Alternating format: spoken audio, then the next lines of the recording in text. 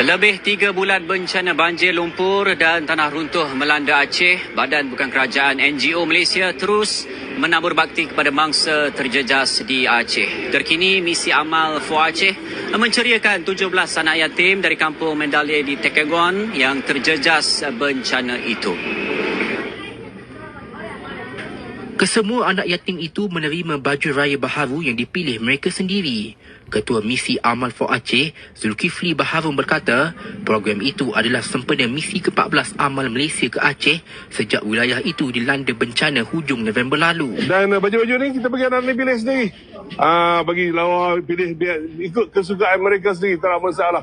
Jadi semoga mereka terus bergembira dalam menyambut Aidilfitri yang bakal menjelma. Ya. Majoriti anak-anak yatim ini tinggal di pengungsian sementara di Masjid Besar Al-Adwa di Kota Tanggongan selepas rumah mereka musnah ditenggelami tanah runtuh. Panitia Pengungsian Mendalay, Rohana Rabil yang menjaga anak yatim itu turut menghargai sumbangan rakyat Malaysia.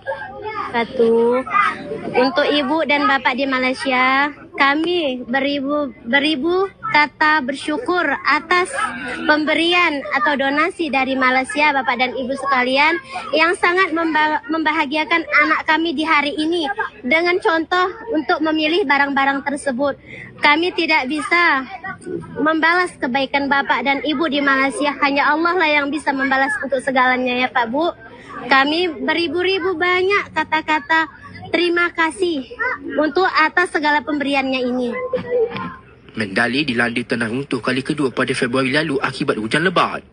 Sebelum ini, bencana banjir lumpur pada hujung November lalu telah mengorbankan 1,189 nyawa di Aceh, Sumatera Barat dan Sumatera Utara.